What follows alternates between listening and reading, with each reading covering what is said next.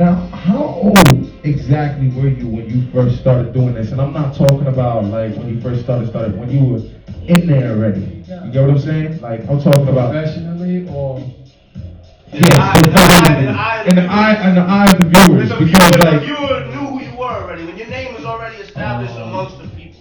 I have to say I was 16. Yeah. 16? Yeah, I was when you were on stage with Big and Pop, how old were you? I was 14 going on 15. Wow. That was actually before, you know what I'm saying, before I made my first record. Wow. How do you feel about them? Usually on the radio they don't play that part. They cut and out that's one of our favorite parts. You know what I'm saying? It's one of our favorite parts. You know, the crowd said it. But nah, you know what? I think people be just doing that as a tribute. You know what I mean? I don't really take it, you know, hopefully they don't start playing my verse, you know what I'm saying? I try to be around, you know what I'm saying? So I just look at it as a tribute to Big and Pop. How does it feel to be able to grace the stage, not only with Big and Pop, but with them at the same time? And Big Daddy Kane. Like, you know what I'm saying? Like that is a legendary moment right there. Like, how does that actually feel? Well, you have to keep in mind back then and there, hip hop was a little different. It wasn't. They was just another MC grabbing the mic representing that night. You know what I'm saying? Yeah, they're Big and Tupac, but then it wasn't like that. Like you got a shot because you was nice. It didn't matter if this person had their hand in your project and was getting money from it. It was just a weird different thing. So I mean that night was fun. Like you know what I'm saying? I was a young kid. I was hanging out in limos and going to Madison Square Garden with somebody that I looked up to. Big Daddy Kane coming into it. You know what I'm saying? That alone was enough for me for that night, just to, you know, be with somebody that's a legend to me. How did you get, who was you hooked up with? Who was you cool with that was your fan, like, that put you on so that you could end up in spots like that? Because I know you was cool with somebody that put you on. Nah, I was a different kid. You know what I'm saying? I was a kid that went around, you know what I'm saying? I had, my first celebrity I met would be Granddaddy IU. He had came to Staten Island because, by the way, R.I.P. to Mercury from the Foursome D's. He used to bring a lot of groups to Staten Island. All right. And he bring Naughty there. You know what I'm saying? All right. So that's how I usually met. Shout out to Trent. You know what I'm saying? Met MCs was through him bringing them to perform on Staten Island. And you used to always be like, yo, you gotta hear my little man, he nice, you know what I'm saying? He write his own music.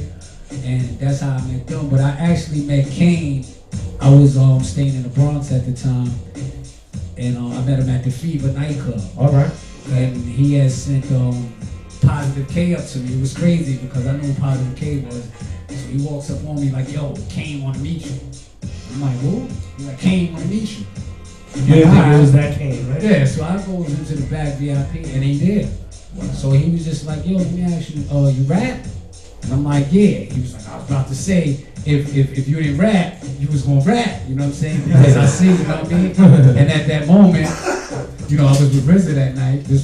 Actually, I was with Prince Rakeem that night. Robert, how you know Robert? And it was like, he was like, no, I'm gonna take the number, God. Yeah. So he actually took the number. I never took Kane's number that night. And then one day I'm in the project playing basketball in my project. You're in Park Hill? Nah, Stapleton. Okay. So I was playing ball and he was like, Shyheim. Well, actually they were saying boom at the time because this, you know. And it was like Big Daddy Kane on Broad Street. And it was like, after that day, it was just like, yo, Big Daddy Kane came to see me. And it was like, at that point, I was stamped a rapper. I feel you. How'd you get into the acting? We know the music, of course, but how did you circuit into Well, that? see, at first, like I had a lot of opportunities before I did my first acting thing.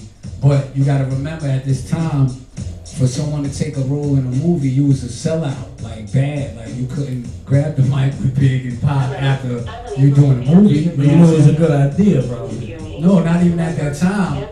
I was like, nah. My first role was being Fridays, the movie Friday. Okay. All right. And it was the role of the kid kicking over the garbage cans. Okay. I was like, I can't take no role kicking over the garbage can. You know, I come back to the block, I was kicking over garbage cans. Like that wouldn't work. Yeah. So I passed on it, and then Gary Gray, he knew how I felt. You know what I'm saying about hip hop. You know what I'm saying, to do the movie thing. So he called me up one day and go, yo, would you do a video?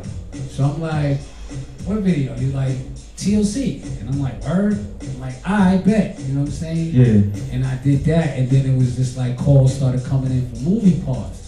And I was still on the line of going, nah, but then it was actually Fred Williamson, the Hammer, you know what I mean? He did Original Gangsters, and he was like, well, give you 100,000, like, Yeah, I feel you. Shit. everything paid for, you know. Yeah. And I'm like, you gotta do these lines? Alright, you know what I mean? So then it became that, but Yeah. as the money got involved in it, it became clear what was best to do. Yeah. But you know what I mean? Like, Damn and right. then I started actually liking it, you know, to the point now today I actually enjoy Was it. it having you acting really in parts that is really as easy to play because it's really you? Yeah. Kind of like Tupac, like he's a great rapper, he's also a great actor. Why does he always play himself? Yeah, because you basically put yourself into the shoes of the character. How did you get into Deep? Into Deep. Damn, Which was an amazing movie. Well, actually, the funny thing really about Into Deep, I actually got Into Deep because I was kind of upset. I was upset at that point because I was supposed to be in the movie Belly. At the time, I was credited for Belly, but a few of the cast members, you know, there was a little Well, actually, Meth got the job on the script for me. All the Staten Island actors in that got a Girls, Haas, all of them came through on my script, you know what I'm saying, for the script. And it was just a conflict of interest, you know, one of the rappers felt, you know, somebody in his squad represent. It was just. What character was you? It's a real deal, so we need to know. There's no secret to it. Huh? Do you know what character you would have been playing? Oh, I would have been Lockheed.